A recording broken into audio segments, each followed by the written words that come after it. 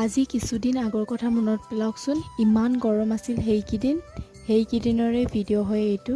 And welcome back to another mini blog. ঘৰৰে বিয়া হৈ আগদিনাখনি আহি কাম বন কৰি মেহেন্দিও লগাই গ'লোহি আৰু নেক্সট ডে আহি পুৱালৈকে কইনাক সজায়ে এটালে। এইফালে আমাৰ কইনা, এইফালে আকৌ গোপিনীসকলে নিজৰ নিয়ম কৰি আছে।